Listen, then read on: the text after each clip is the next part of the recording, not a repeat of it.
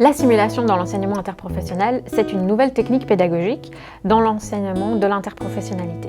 L'interprofessionnalité, c'est apprendre à travailler les uns avec les autres en apprenant les uns des autres au sujet des professions de chacun.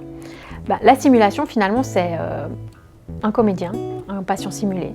C'est des étudiants de différentes filières qui vont en fait jouer un scénario, vivre une pratique de scénario, une situation clinique, et puis qui vont travailler ensemble pour prendre en charge le patient. C'est donc un scénario qui va être travaillé en amont, et puis ensuite il y a trois parties distinctes.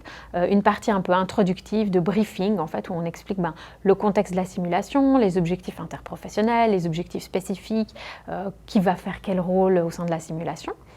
Et puis ensuite, il y a une partie de pratique simulée, en fait, le jeu de la simulation, qui va impliquer un patient simulé dans le cadre de l'enseignement interprofessionnel. Et puis ensuite, une partie d'analyse, analyse par rapport aux objectifs, est-ce que les objectifs ont été atteints, clarification des rôles, quels ont été les rôles de chacun, est-ce que chacun a compris le rôle de l'autre. Alors par exemple, aujourd'hui, nous avons une jeune femme qui vient jouer le rôle d'une femme enceinte, et qui va rencontrer différentes problématiques de santé et dont les étudiants vont devoir discuter avec elle, lui apporter différents soutiens, différents conseils, et puis en fait vont devoir l'inclure dans la prise en charge, vont avoir un rôle de patient partenaire. Pour un tuteur ou pour une tutrice, ce qui est vraiment le plus intéressant, c'est de pouvoir voir comment les étudiants vont se mettre ensemble, travailler ensemble, apprendre les uns des autres sur la base d'un scénario, et comment ensuite ils vont pouvoir transposer ça dans leur pratique à partir du moment où ils vont terminer les études. La simulation pour un étudiant, finalement, il faut qu'on leur pose la question. C'est le fait d'expérimenter une pratique fictive. On fait ce qu'il y a dans la réalité, mais pour de faux, ce qui fait qu'on n'est pas stressé, on peut jouer tout ce qu'on veut. La simulation, elle m'a apporté une vision un peu plus pratique de ce que ça peut donner de collaborer ensemble. Et ça donne aussi des pistes d'amélioration et des points sur lesquels travailler. J'ai trouvé ça intéressant parce que ça nous met directement dans une situation de cas qu'on a en pharmacie, un peu trop exagéré, le cas qu'on a eu.